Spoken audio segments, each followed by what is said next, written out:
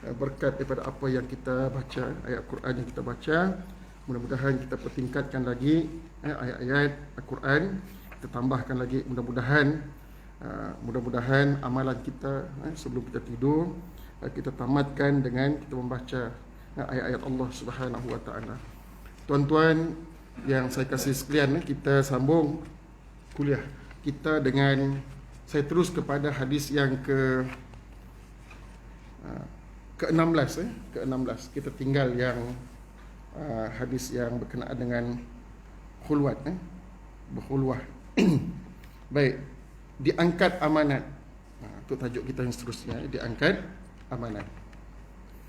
An Huzaifah qala haddatsana Rasulullah sallallahu alaihi wasallam haditsaini ra'aitu ahaduhuma wa ana antazirul akhara haddatsana anna al-amanah nazalat fi jazri qulubir rijali thumma amilu minal Qur'an thumma amilu minal sunnah wa haddatsana an raf'iha qala yanamu ar-rajul an-nawmata fatuqbadul amanah min qalbihi fayazullu atharuha mithla atharil waqti thumma yanamu an-nawmata fatuqbadu fayabqa atharuha mithla al-majli kajamrin dahrajatahu ala rijlika fanafita fatarahu al-muntabira walaysa fihi syai'un fayusbihu an-nasu yatabaya'una fala yakadu ahadun yu'addi al-amanah fayuqalu inna fi bani fulan rajulan aminan wa yuqalu ar-rijal wa yuqalu lirrajul ma a'qalahu wa ma azrafahu wa ma ajladahu wa ma fi qalbihi mithqalu habbatin khardalin min iman atau kama qala. Tuan-tuan yang saya hormati sekalian dan kasih kerana Allah Subhanahu wa taala, ini hadis yang ke-16 daripada kitab yang kita baca, iaitu Petunjuk Nabawi bagi hati, insya-Allah. Saya bacakan terjemahannya daripada Huzaifah bin Yaman radhiyallahu anhu, katanya, panjang sikit tuan-tuan. Rasulullah sallallahu alaihi wasallam telah meriwayatkan kepada kami dua hadis. Aku menerima salah satunya, manakala yang satu lagi aku masih menantikannya. Sabdanya kepada kami bahawa telah diturunkan amanat ke dalam lubuk hati setiap orang. Kemudian mereka mengetahuinya daripada Al-Quran, dan seterusnya mereka mengetahui daripada sunnah. Maka baginda bersabda mengenai tercabutnya amanah. Sabda baginda, seseorang ketika tidur dengan lelap, maka dicabutlah amanah daripada hatinya.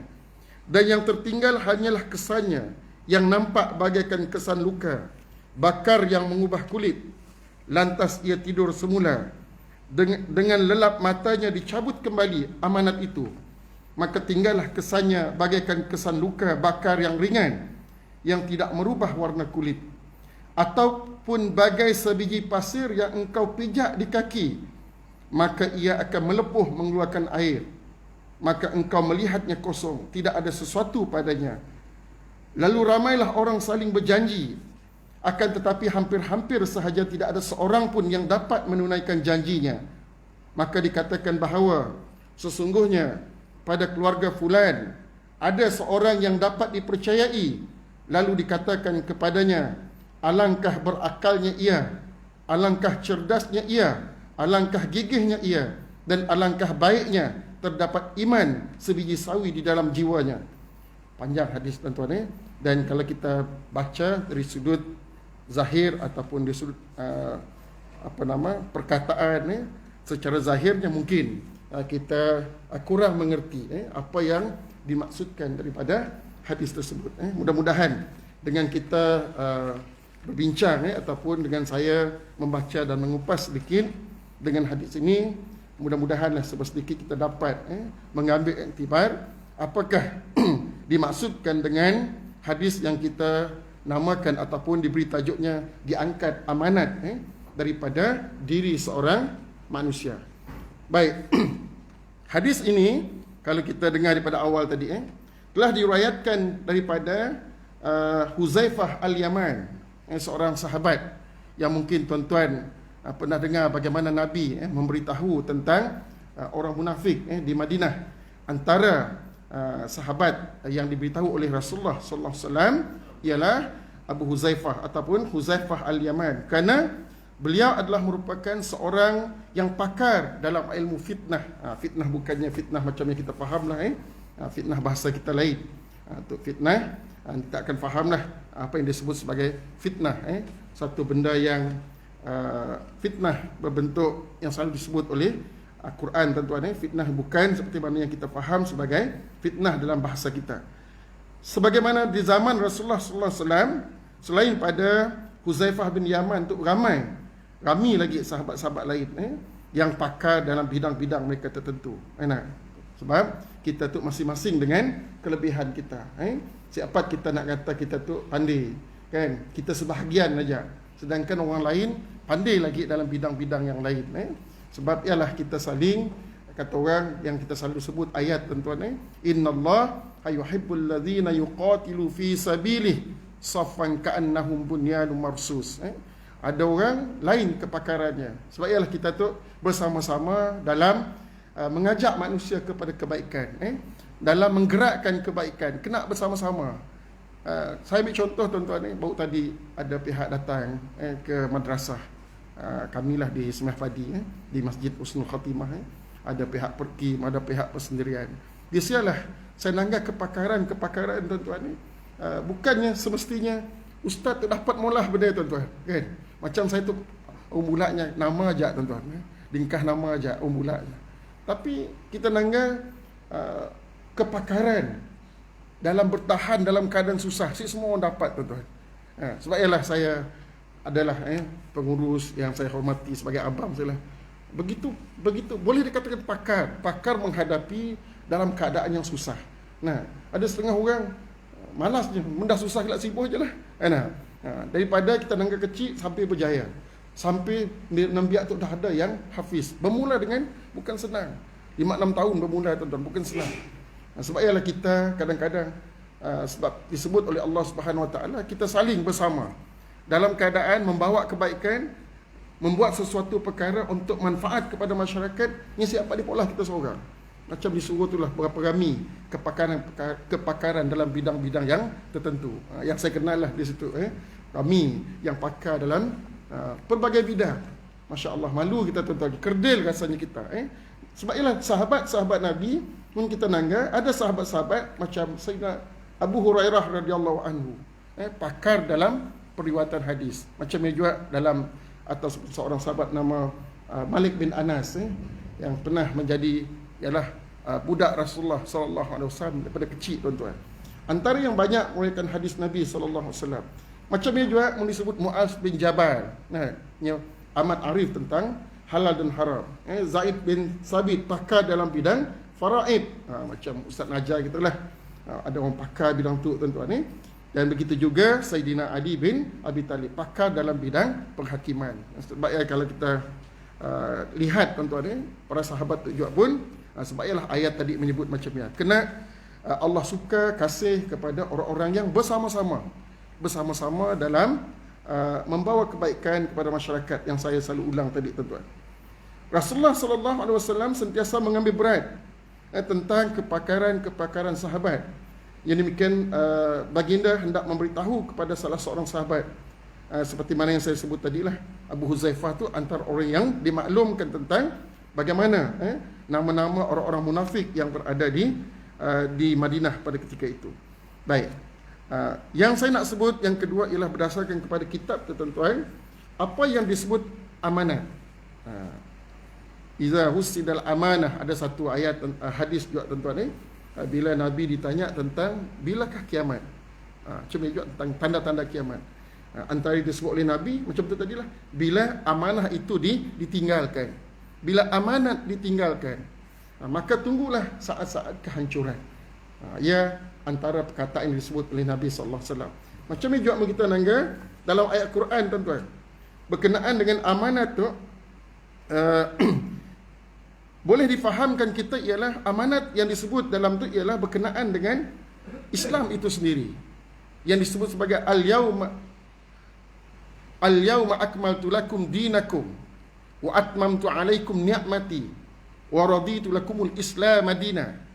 Islam tadi, tuan-tuan, adalah satu benda yang syumul, benda yang lengkap, komprehensif.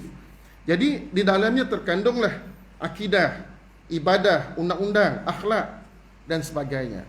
Saya suka nak menyebut sedikit, tuan-tuan, berbincang dengan sahabat, orang-orang yang pakar di situ juga, tuan-tuan, bila berbincang dengan kita ngambil bidang lain. Ada orang ambil ilmu falsafah, ada orang ambil ilmu usuluddin, tuan-tuan. Ilmu usuluddin, di bawahnya ada falsafah, macam kekanda saya lah, Abang Mansur. Tak usuluddin nak Abang Mansur? Masya Allah. Ada kawan-kawan yang ambil falsafah. Di bawah usuluddin adalah falsafah. Bila bercakap dengan orang falsafah, Masya Allah, rindu kita dengar. Enak. Bila bercakap tentang syariat, bila bercakap tentang syariat, tarekat, makrifat, hakikat, Masya Allah. Enak. Bila kita berbincang tentang ilmu tasawuf, maka naklah dibincang orang, tuan-tuan. Tapi minta maaflah kita di Sarawak tu, bila bincang ilmu tasawuf dan ilmu tarekat, terus nak membincang tentang perkara-perkara yang berkait dengan ketuhanan. Enak. Berkait dengan ketuhanan. Ada setengah kita nangga ilmu tasawuf tu banyak mengkaji tentang tentang akhlak, tentang pembersihan, tazkiyatun nafs, kan, yang berbicara tentang macam ni kita nak membersihkan jiwa kita. Bukannya, memanglah ma'rifatullah, memang dalam ma'rifatullah pun bukan kita terus mesti mengkaji sifat-sifat, maksudnya begitu detail tentang Allah Subhanahu Wa Taala. Sedangkan Allah menyebut kalau ada yang bertanya tentang roh, padahlah hanya Tuhan yang lebih mengetahui tentang roh, tuan-tuan. Maksudnya macam yang jadi kita tu mau nak mencari ilmu ma'rifatullah, ialah minta maaflah bagi saya lah, tuan-tuan. Macam tadi lah bila kita sebut tentang tazkiyatun nafs, bagus kita numpu tentang macam ni. Kita nangga dalam ilmu tasawuf lah, yang lebih menumpu kepada macam ni kita nak membersihkan luaran, dalaman sekali, tuan-tuan. Begitu halus, begitu detail, sehingga kan diamalkan zikir-zikir. Tujuannya tidak lain dan tidak bukan ialah satu, mendekatkan kita kepada Allah. Yang kedua ialah untuk kita membersihkan jiwa kita dengan segala kekotoran, kan, segala sifat-sifat mazmumah yang ada dalam jiwa kita, kan. Itulah kita nak sebutlah maknanya Islam itu indah. Bukan hanya kita tebuk, saya tuan-tuan. Kadang-kadang terus nak naik atas bumbung sekejap kita. Terus kita nak bermain atas bumbung, tuan-tuan. Allahu Rabbi. Bila nak sebut tentang ketuhanan tu, saya teringatlah baru lepas nyambut, sudah hal kita kait-kait dengan semasa juga. Baru lepas nyambut Isra Mi'raj, tuan-tuan. Tu kita tu silamat. Bulan tu dekat-dekat, tuan-tuan. Dekat-dekat je hari kebesaran Islam. Lepas kita Isra Mi'raj, nisfu Sa'ban lepas tu. Tapi nisfu Sa'ban tu sedia ya kita nerima soalan macam-macam, tuan-tuan. Soalan yang dah lepas ditanya dulu, tanya lagi. Mesti salah bertanya, tapi ialah kita lu berkisah-kisah penin palak ketampun, tuan-tuan. Tang ikut je, saya senang cerita, minta maaf saya bahasa saya lah, pakai kita adik-beradik tu. Siapa yang dapat menonton, maknanya bahasa mudahnya lah. Kalau saya lah, senang amalkanlah seperti orang biasa, kan. Ikutlah, follower, jadi follower lah kepada orang-orang yang berautoriti. Maknanya bila sebut terutama nisfu Sa'ban lah tu, tuan-tuan. Saya pernah ada satu kitab, Duratun Nasihin, minta maaf lah, antara kitab yang ditolak kalau mufti Mekah dulu, tuan-tuan. Abdul Aziz bin Baz, antara kitab yang ditolak lah. Kitab tu terlalu mendetailkan hadis-hadisnya, terlalu fadail, terlalu detail, tuan-tuan.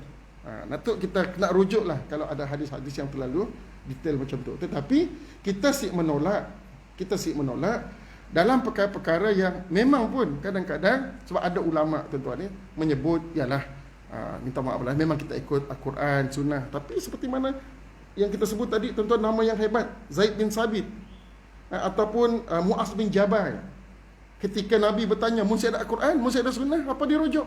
Maka ijtihad. Kan, maknanya ada perkara-perkara yang ulama-ulama dah berijtihad, tuan-tuan. Termasuk ijtihadnya ialah, minta maaf lah, saya dah mengharamkan pun tentang nisfu Sa'ban. Kan?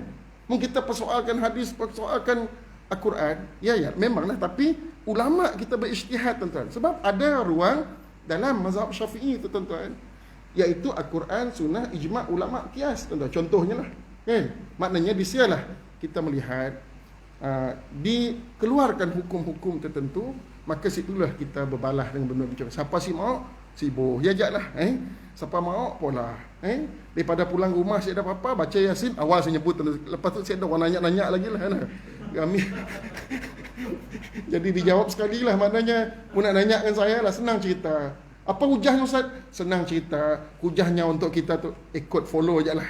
Ya je, tuan-tuan. Bukan kita kata, bukan. Ya, di bahagian orang lain yang lebih tinggi, yang nak berdebat, terpulang. Tapi orang berdebat pun, tuan-tuan, orang ada ilmu, debatnya, wajadilahum billati ihsan.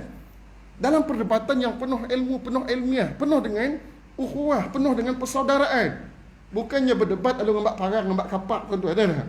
Kemudian bersumpah seranah, na'udzubillah. Terlalu jauh daripada hikmat dan terlalu jauh daripada maqasid dan tujuan syariat itu diturunkan, tuan-tuan. Kita berdebat, sedangkan Allah menyebut ruang perdebatan. Memang ada ruang perdebatan, tetapi perdebatan dalam keadaan yang terkawal, yang tidak mengganggu kepada ukhuwah tadi, tuan-tuan. Kita mencari kebenaran, betul, boleh mencari kebenaran, tetapi dalam hal Allahu Rabbi, tuan-tuan, Islam mengajar kacak, sehingga kan disebut muncadangan show kita diterima, alhamdulillah. Bila nak marah, tuan-tuan, perit rekong kita madah mencadang, tiba-tiba orang sini mak, alhamdulillah, sejadi terit rekong, kendor balik rekong kita, tuan-tuan. Mungkin kita perit rekong, tiba-tiba orang sini mak, yalah, lalu kadang-kadang keluar macam-macam berekor-ekor lah mulut kita, tuan-tuan.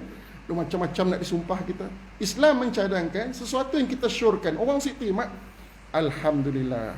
Bila diterima, astaghfirullahalazim, baru nak show off, baru nak takbur tadi, tuan-tuan. Baru nak kata, ya aku ada, saya adalah timbul istilah, ya, tuan-tuan. Sebab kita istighfar, cepat-cepat kita istighfar. Nak tu diajar oleh Islam, tuan-tuan. Saya satunya berkenaan dengan nisfu Sya'ban tadi. Kemudian kita akan masuk Ramadan dan seumpamanya. Jadi belum habis sedikit tadi, tuan-tuan, berkenaan dengan oleh kerana sempat datang situ kuliah minggu lepas, berkenaan dengan Nabi Isra' dan Mi'raj. Disebut bahawa dalam Ahli Sunnah wal Jamaah, memang mungkin dulu saya pernah, tuan-tuan, kita mana yang belum dengar, kita ulanglah. Memang disebut Nabi bertemu dengan Allah Subhanahu wa ta'ala. Macam tadilah, macam ni perjumpaan, apa yang dilihat sibuk kita bincangkan, kan? Sebab dalam Al-Quran ada disebut wujuhun yawma izin nadirah. Minta maaf, tuan-tuan, untuk salah. Itu adalah kisah, lepas tu saya baca Al-Quran, iaitu Nabi bertemu dengan Allah Subhanahu wa ta'ala, iaitu di Sidratul Muntaha. Dan spesialnya Nabi, kerana Nabi dijemput bertemu dengan Allah. Sedangkan ada Nabi nak bertemu dengan Allah tapi si dapat. Ada yang bercakap aja, kan, contohnya, tapi Nabi dijemput oleh Allah Subhanahu wa ta'ala. Dan dalam keadaan Nabi kekasih Allah ini dijemput oleh Allah dan merupakan hamba Allah yang begitu tinggi maqamnya, dan juga maksudnya dekat dengan Allah Subhanahu wa ta'ala, umat Nabi Muhammad sallallahu alaihi wasallam pun mendapat keistimewaan. Artinya, mungkin kita nangga Nabi lepas bertemu dengan Allah pulang ke dunia balik, tuan-tuan, iaitu Nabi membawa iaitu ibadat solat. Selalu kita betul sebut, tuan-tuan, supaya kita faham ibadat solat itu ialah ibadat yang kita diajak oleh Allah bertemu untuk 5 kali sehari semalam, tuan-tuan. Diajak oleh Allah bertemu 5 kali sehari semalam.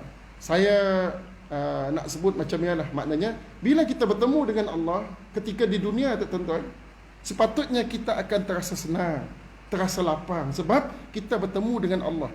Walaupun kita bertemu seperti mana Rasulullah sallallahu alaihi wasallam, kan, kita bertemu dalam kadar kita sebagai hamba, dalam kadar kita umat Rasulullah sallallahu alaihi wasallam. Tapi beruntungnya kita kerana kita dapat bertemu dengan Allah sepanjang 5 kali sehari semalam, tuan-tuan. Sebab ya, disebut dalam Al-Quran tuan-tuan, innal insa khuliqa halu'a. Selalu kita baca ayat tu tuan-tuan. Sesungguhnya manusia diciptakan dalam keadaan keluh resah. Untuk kita semualah. Kaitan nak sebut sembahyang tadi tuan-tuan, solat tadi. Kita solat tu ada kaitan dengan amanat tu juga lah. Iaitu kita tu sepatutnya Allah mengakui, Allah yang menciptakan manusia, mengakui manusia itu ialah makhluk yang sentiasa keluh resah. Mun bahasa kita apa? Sentiasa bingung lah. Sentiasa je hati nyenang gundah gulana. Sentiasa bingung hatinya.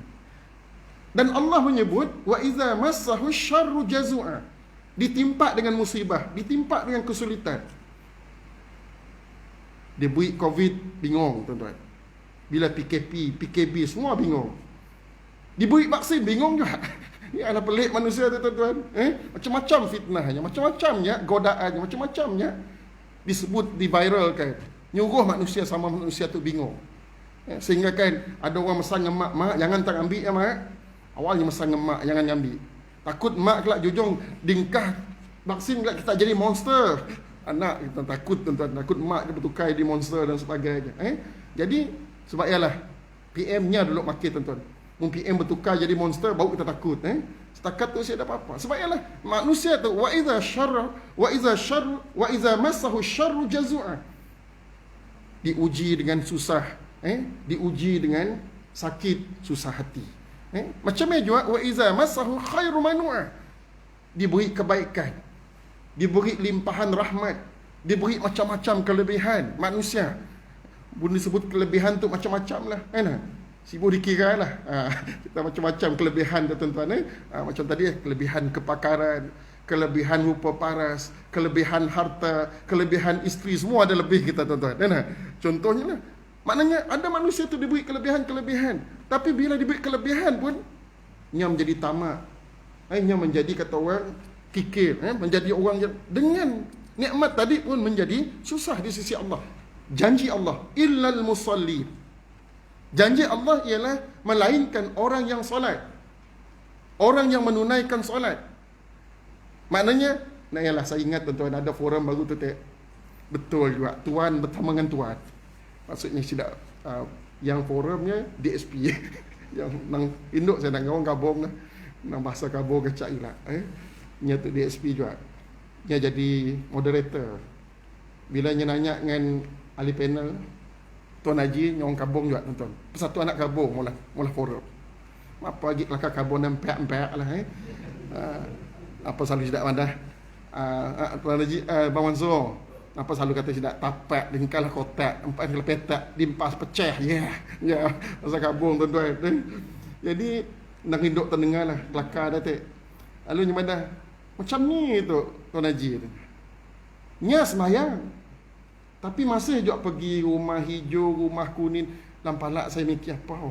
Benar saya mikir, yang saya tahu yang warna-warni itu ialah telekomunikasi. Mana? Dak Digi, dak apa nama telekom, mana yang biru, yang hijau Allah alam lah, ada yang warna tambahan-tambahan. Benar saya mikir, saya terfikir saya tuan-tuan. Bukan kata bagus, bukan, saya terfikir saya. Rupa-rupanya baru saya tahu dak Magnum Sport Toto ya, seperti tuan-tuan. Mana? Sembahyang. Nya sembahyang tapi masih juga ngambil nak merah, nak kuning, nak hijau, macam-macam warna tu. Yang best lagi katanya apa? Nak tu lah saya terkejut dengan dah lah nya rasa nak tu lah. Mungkin kita baca hadis tu tuan-tuan dalam huraian-huraian tu. Ada manusia yang dicabut oleh Allah. Macam tadi nak tidur yang ada makna tuan-tuan. Tidur yang bermakna lalai. Sedikit waktu kita lalai Allah cabut, waktu tidur Allah cabut amanat. Tidur lagi cabut lagi amanat. Saya dolokkan apa yang ada lah tuan-tuan. Mana ada manusia lalai, dicabut oleh Allah amanat. Lalai lagi, dicabut lagi. Makin lalai. Maknanya semakin jauh daripada kesedaran kita tentang amanah, tentang apa nama Islam yang ada dalam, yang telah Allah beri dalam fitrah kita, dalam sanubari kita. Sebab bila disebut tadi beli itu yang bestnya nanya orang lagi. Bila orang si belinya beli, nya nanya. Tahu si beli, ni dah kita tunggu kau. Katanya macam nialah tuan-tuan. Ketinya tadi tegalnya beli adalah kita tunggu berapa kali seminggu. Kita tu sama mana yang tahu lah kongsi tuan-tuan. Si semesti apa-apa tuan. 3 kali dah. Tangga tak. Nak nyebut berkat pelik je rasa. Oleh kerana menyebut berkat beli, bukan berkat tuan-tuan. Oleh kerana beli tadi tuan-tuan, ni ada nak ditunggunya 3 kali. Nak nama orang tarik nombor ekor tu tuan-tuan. Saya rasa geram juga kadang-kadang. Minta maaf lah, geram saya lah. Geram gini-gini tuan-tuan. Nya waktu saya dulu kerja swasta nya tu, yang nanya. Tengah kita bekerja, Ustaz, berapa nombor IC kita depan je Ustaz? Kita tak ingat benar-benar nanya, mungkin nak nanya tarikh lahir, berapa tahun lahir kan. Padahal saya tak sekian. Okey, cukup Ustaz. Ada ke ambil saya petang tu. Lalu saya madahnya. Walaupun bukan saya sik redha pakai saya Google. Saya sik redha tak ambil Lalu tetapnya saya ambil je Ustaz. Nak orang yang kaki nombor tu tuan-tuan. Semua jadi nombor. Terbalik, telungkang, tungkup, orang aksiden, orang terbusuk. Dudinya nak nyelamat orang tuan-tuan. Nombor nak dikiranya. Takut nombor diambil oleh orang. Na'uzubillah. Nak tu lah bila dia kata macam tadi. Kena ada orang sembahyang. Mun bahasa jahitnya orang kita selalu lah. Tunggang tunggit. Tapi bahasa maulah maksiat. Sedangkan disebut, ya Allah sebut. Illal musallin. Ada juga disebut sebagai Allah Muhammad yang disebut sebagai as-salatu tanha 'anil fahsya'i wal munkar. Sesungguhnya solat itu mencegah daripada kemungkaran. Kenapa ada manusia yang solat mungkar? Masih berlaku kemungkaran. Baiklah tuan-tuan, kita cek balik solat kita. Sama-sama kita cek balik solat kita. Mudah-mudahan solat kita solat yang disebut oleh Allah Subhanahu wa taala, qad aflahal mu'minun. Alladzina hum fi salatihim khashi'un walladzina hum ala salawatihim yuhafizun. Khusyuk dan jaga benar-benar solat. Waktu solat masuk jaga benar-benar. Jangan dilengah-lengah. Khusyuk dan jaga. Dan macam ni juga dalam ayat tadi, illal musallin walladzina hum ala salatihim daimun. Orang yang di dalam solatnya sentiasa bersembahyang tuan-tuan. Sebab ialah Rasulullah sallallahu alaihi wasallam dalam perjalanan tadi tuan-tuan, singgah sembahyang sunat. Perbanyakkan solat-solat sunat di dalam kita melakukan solat-solat wajib tadi tuan-tuan. Maknanya tentang solat maknanya kita bertemu dengan Allah Subhanahu wa taala. Sudah semestinya orang yang bertemu dengan Allah, yang selalu bertemu dengan Allah akan dapat menjaga amanat, akan terus dapat hidayah tuan-tuan. Mana mungkin orang yang selalu bermunajat kepada Allah, selalu datang ketika dipanggil oleh Allah Subhanahu wa taala, sudah tentulah orang tu akan menjadi orang yang dekat dengan Allah Subhanahu wa taala. Dan satu lagi tuan-tuan, orang yang menjaga solat, orang yang beriman ketika di dunia, bila masuk ke syurga kelak tuan-tuan, disebut oleh Allah dalam ayat yang saya bacakan tadi. Nikmat yang paling besar di syurga ialah yang saya baca tadi. Wujuhu yauma idzin nadhirah wa ila rabbiha nazirah. Cahaya muka orang di akhirat, di syurga kelak tuan-tuan, bila dipaparkan dengan nikmat yang paling besar. Bukannya bertemu. Sebab ialah dalam satu hadis tuan-tuan yang lebih kurang mafhumnya, Allah bertanya kepada ahli syurga, apa lagikah nikmatku yang belum cukuplah? Maka ahli syurga berkata, cukuplah, memadailah, betapa untungnya masuk syurga tuan-tuan. Tetapi Allah perlihatkan wajahnya sehingga kan ahli syurga bersinar-sinar, bercahaya-cahaya tuan-tuan. Artinya nikmat yang paling besar di syurga ialah ahli syurga dapat melihat Allah Subhanahu wa taala, bukan melihat bidadari. Bukan melihat bidadari tuan-tuan, bukan nikmat-nikmat lain.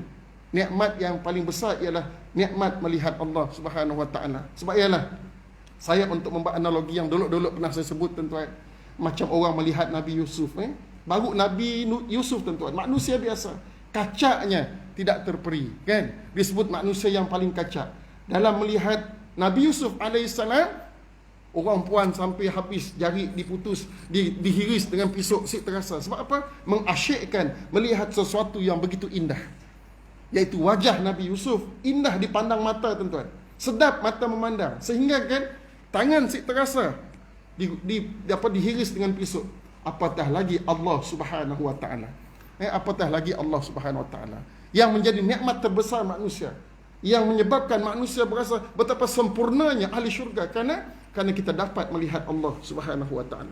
Saya bacakan satu ayat tuan-tuan yang disebut tadi berkenaan dengan amanat di dalam hadis ini adalah meliputi seluruh ajaran Islam, baik akidahnya, baik ibadahnya, baik undang-undangnya dan akhlak sebagaimana yang terkandung dalam firman Allah Subhanahu wa taala. A'udzubillahi minasyaitonirrajim. Inna aradna al-amanah 'ala as-samawati wal ard wal jibali fa abaina ay yahmilnaha wa ashfaqna minha wa hamalaha al-insan innahu kana zaluman jahula. Sadaqallahul azim.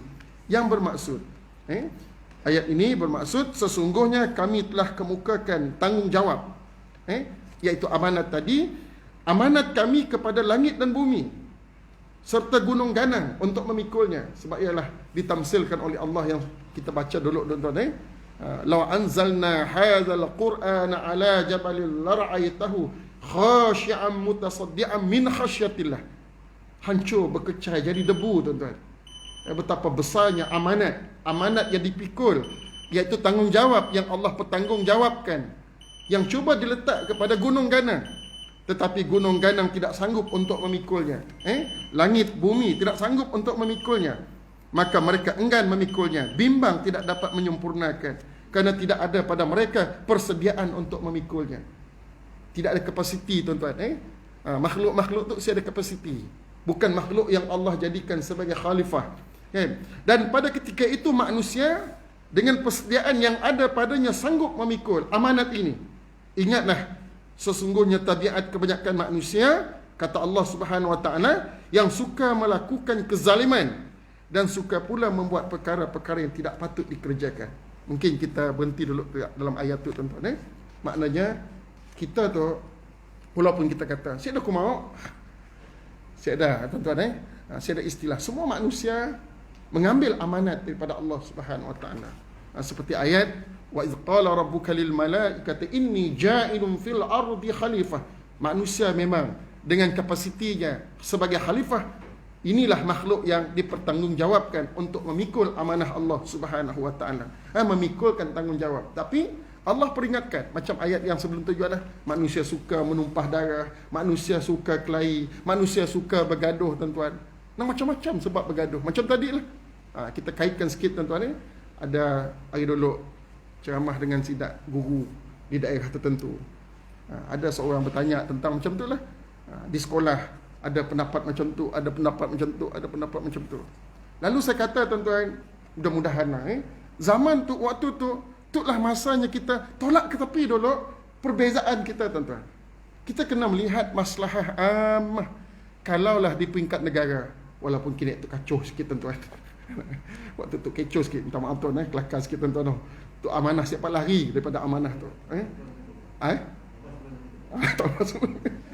Siapa lari juga kita daripada benda tu tuan-tuan. Sebab kecohnya dunia tu, ini akan mempengaruhi kehidupan kita sebagai hamba Allah Subhanahu wa taala. Kan, kini tu kecoh balik. Lupa kita tentang apa yang telah berlaku kepada kita tuan-tuan. Sebab ialah dalam hal macam tu tuan-tuan, lupa dulu tentang Isra' Mi'raj, apa yang kita nisfu Sya'ban dah. Jangan dok klien tentang nisfu Sya'ban ya. Jangan kita lalu bersumpah-sumpah tentang nisfu Sya'ban ya. Banyak lagi benda besar tentang penyatuan ummah. Tentang kita tuan-tuan perlu bersatu. Macam ni kita perlu bersatu untuk memakmurkan dunia kita. Munsi, na'uzubillah tuan-tuan. Kita bergaduh di masjid, kita bergaduh dengan baca Yasin. Minta maaf banyak-banyak tuan-tuan. Saya maksudkan kita semua dah. Kita bergaduh dengan tu. Coba apatah lagi dalam masyarakat sekolah kita. Bergaduh nak beri daging, boleh si, akhir si maulah korban. Demi Allah tuan-tuan, wallahi wa billahi, saya bermesyuarat di kementerian. Pernah menjadi isu ustaz yang ada pahaman lain sikit. Sebab yang minta maaf, saya dapat sihalah saya langsung tuan-tuan. Saya memang ada amanat daripada pihak kementerian. Sebab saya menjaga akidah dan pemikiran guru-guru Muslim, baiknya pendidikan Islam, baiknya bukan pendidikan Islam. Semua gurulah. Saya diamanahkan oleh kementerian. Saya pegang unit itu tuan-tuan. Sehingga kan waktu tu berlaku, ada yang membak aliran tu, dolok Syiah dan seumpamanya. Kan? Macam tu lah. Kita bertelagah dalam hal-hal macam tu. Ada yang bertelagah sampai di sekolah. Habis saja biak semayang, terus senyap. Beredar, masing-masing beredar. Tahlil si boleh, minta maaf. Wirid si boleh, baca Yasin si boleh, semua si boleh. Nampalah pola biak sekolah. Sebab saya kata lebih-lebih lagi guru. Kalau orang awam tu mungkin lain sikit lah. terutamanya guru, mun kita ada fahaman yang istimewa, simpanlah untuk diri kita. Kita tu adalah aliran mazhab dalam fiqh kita, mazhab Syafi'i. Dan Asy'ariyah dalam akidah kita. Maknanya, mun kita ada kelainan, jangan ngembak benda di sekolah. Sebab kita semua perpecahan. Supaya anak-anak kita bersatu. Anak-anak kita bingung, tuan-tuan. Tu orang tua dah bingung, patut juga lah. Saya rasa malu juga kadang-kadang. Ada sidak madah pendakwah-pendakwah yang contemporary, tuan-tuan kata, cuba ustaz maulah dakwah dalam TikTok lagi, katanya. Sebab TikTok tu bagus. Seadanya nak beranak, tuan-tuan. Semua positif menerima dakwah dalam TikTok. Tapi cuba tengkah dalam Facebook, katanya. Nah juga, pas Facebook tu orang suka beranak. Sebab apa? Ia dah ada doktrin tersendiri, tuan-tuan. Ia dah ada pahaman, fikiran yang masing-masing dah ada. Orang tua tu, rupa-rupanya. Makin tua kita makin suka kelahi, tuan-tuan. Makin tua kita makin lupa kita tentang irtanin khamsan qabla khamsin. Kubur kita semakin dekat, tuan-tuan. Sebab ialah saya suka dengan bila dah pencen, umpama bab yang dah hangus. Sedagi kita pengarah, sedagi kita jusabi, jusasi, tuan-tuan. Akhirnya kita akan dah hangus, mentol dah hangus, sibuk kira watt kita berapa lagi sebelumnya. Cik dah nak dengar watt kita berapa, tuan-tuan. Semuanya bab dah siap dipakai lagi. Semua bab dah hangus, tuan-tuan. Nak dibuang dalam tong sampah dah. Kita tu sebenarnya makin kita tua, semua kita akan masuk ke kubur Allah, ke kubur, tuan-tuan. Akan bertemu dengan Allah Subhanahu Wa Taala. Nak apa nak dikata kita, nak dibangga kita, tuan-tuan. Maka sebab ialah jangan membawa kepada perpecahan. Kan? Dalam keadaan waktu tu, marilah kita sama-sama menyatukan, tuan-tuan. Kita menjadi kuat. Wa'tasimu bihablillahi jami'an wa la tafarraqu. Kalaulah orang politik tu boleh bersatu, tuan-tuan, kita dalam ibadah tu lagilah. Cobalah bertasamuh.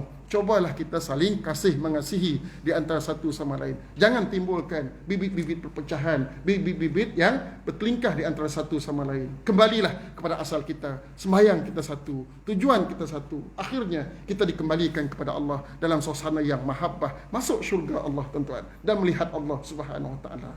InsyaAllah. Takak ajak mohon maaf banyak-banyak, tuan. Sihal, tuan. Takak hal ni sikit tau. Okey, ajak mohon. Ada apa-apa soalan ke? Sharing lah, sharing. Sharing.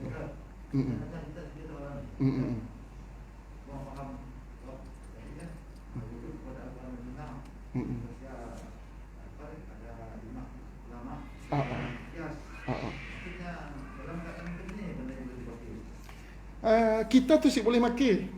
Minta maaf lah, Nya ada syarat orang yang boleh berijtihad, orang yang boleh buat kias. Kita tu menggunakan kias, menggunakan ijtihad. Apa? Contoh, senang ceritalah macam tuan tu tahulah hal dadah, nak contohlah, Zaman Nabi saya la dadah saya la adwa wala tiarata, contoh saya nak ambil wazan macam nialah, saya adalah tentang dadah tu. Maka dadah tu cirinya mabuk, memudaratkan kerana mabuk. Ilahnya dalam kaedah pembinaan hukumnya ilahnya adalah mabuk. Maka arak tadi ilahnya mabuk. Kias tu disamakan, tanda tadi nyetuk mabuk, maka disamakan, ia nama kias. Maka dikiaskan benda tadi menjadi haram kerana bersamaan dari sudut ilahnya. Maka macam juga hal-hal lain. Macam apa nama yang kita sebut tadi, sahabat tadi, tuan-tuan, yang ditanya oleh Rasulullah sallallahu alaihi wasallam, iaitu Muaz bin Jabal ataupun Muaz bin Jabal yang dia lantik menjadi gubernur di tempat yang jauh. Memang Nabi akan tahu ia akan terputus daripada Rasulullah sallallahu alaihi wasallam. Tapi ada Al-Quran, ada sunnah, disialah ia akan berijtihad. Ijtihad. Dan syarat ijtihad tu bukan senang, semua orang boleh berijtihad. Ada syarat-syarat dan kepakaran yang khusus. Kan? Macam kita tu mau lagi kelakar Arab pun si pandai, tuan-tuan, terjengkit-jengkit, sikit-sikit enggak tahu. Bukan kita tu adalah follower kepada ulama-ulama yang boleh berijtihad. Maka kita menggunakan ijtihad orang-orang yang terdahulu, apatah lagi ulama-ulama muktabar. Syukur, tuan-tuan, ulama-ulama besar kita sempat mengarang kitab macam fiqh manhaji contohnya, dalam bab-bab solat, dalam bab-bab ibadah. Senang kita baca aja. Okey, kita mazhab Syafi'i baca tu. Maka kita pun ikut, tuan-tuan. Dia namanya kita bertaklid kepada ulama-ulama tu tadi yang dah menggunakan kias. Tidaknya menggunakan kias, tidaknya menggunakan kaedah-kaedah tadi. Tapi kita jangan kita suka mengias-ngias barang lah. Kita rujuk sebab yang saya katakan tadi, macam ada seorang yang ada, Simok aku dengar tentang pembahagian dagingnya. Walaupun mufti beri hukumnya. Tangga tak nak pelik jadi kelakar punya tuan-tuan. Mufti dah sik dipakainya. Siapa nak dipakainya? Nak makin nyamput. Dan yang kata, ya aku sik menerima hukum baru. Ya hukum baru ya. Hukum lamanya tetap dipakai. Masya Allah tuan-tuan. Sebab ialah kembali kepada kias tadilah. Kita meletakkan orang yang faham tentang maqasid syariah. Satu, mungkin tak pernah dengar ceramah hanya selalu di radio pagi-pagi tuan-tuan. Ustaz Somad. Saya tu hanya seorang ilmuwan. Hanya seorang penceramah yang memberi penerangan tentang ilmu. Tetapi mufti ataupun orang-orang yang berautoriti itu ada jawatan. Nya melihat kepada maqasid syariah. Macam mufti pernah nyebut dengan saya, bukan senang nak menentukan waktu Covid tu tuan-tuan. Nak menentukan sesuatu, si berhenti si Datuk Masyarakat. Panjang cerita sikit-sikit perkara tuan-tuan. Nak nyucuk macam ni, nak cerita hal cucuk membatalkan apa. Setidaknya pun nasib baik ada mufti yang dah terkena cucuk tuan-tuan. Dapatnya beri pendapat setakat ni dicucuk. Mungkin kita dengar aja, oh setidaknya dicucuk. Kita pernah cucuk masalah nya tahu tuan-tuan.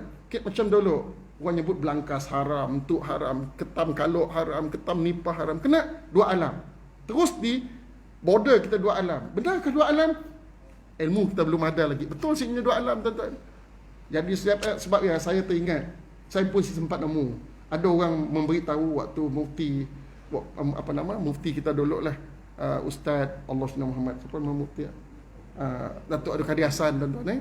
Dia kata bila orang tanya tentang ketam tu, saya dengar lah, orang tanya tentang ketam ni, mau kita semua makan hantar rumah saya, ya caranya jawab tuan-tuan. Faham lah kan? Mungkin tak susah-susah gila nanya ketam yang halal haram, hantar je rumah saya makannya. Kita ibu makan. Jadi tuan-tuan, hal belangkas kita katanya dua alam. Mungkin dengan ilmu kata orang biotek kini tu orang yang lebih fahamnya mengkaji. Adakah binatang tu dua alam? Dengan sifatnya, dengan apanya dikaji ulama dulu. Bukan kita kata ulama sebab ialah ada disebut ulama dan profesional, kan? Ulama macam kini itulah nak mensabitkan hukum, ia perlu merujuk je apa kata doktor pakar tuan-tuan. Yang pakar tentang Covid bukan ulama. Ulama pakar tentang asas-asas iaitu Al-Quran, Sunnah dan juga ijma' ulama dan sebagainya tuan-tuan. Tapi si pakar dari sudut sains, dia akan bertanya dengan sidak sains, dia akan bertanya dengan sidak tu. Nak tu lah tuan-tuan. Akan dirumuskan. Kita kata terus kita kata haram. Kena kita semayang ya. Kembali kepada cerita tuan-tuan. Kita si ikut sunnah, si rapat. Kena si dengan sunnah lain tuan-tuan. Sunnah dalam bab penyakit. Banyak lagi sunnah-sunnah yang ditangga. Jangan fanatik pada satu-satu. Sebab dirumuskan. Ulama-ulama tadi merumuskan. Akhirnya mendapat satu kesimpulan. Diamalkan kesimpulan tadi. Sebab saya kata tuan-tuan, kita tu orang awam. Follower je lah, senang kita. Mudah-mudahan mudah kita masuk syurga dalam keadaan kita mengikut kepada orang-orang yang berkelayakan. Mudah-mudahan. InsyaAllah. Ya ajak tuan-tuan. Mohon maaf banyak-banyak mudah tersilap. Assalamualaikum warahmatullahi wabarakatuh.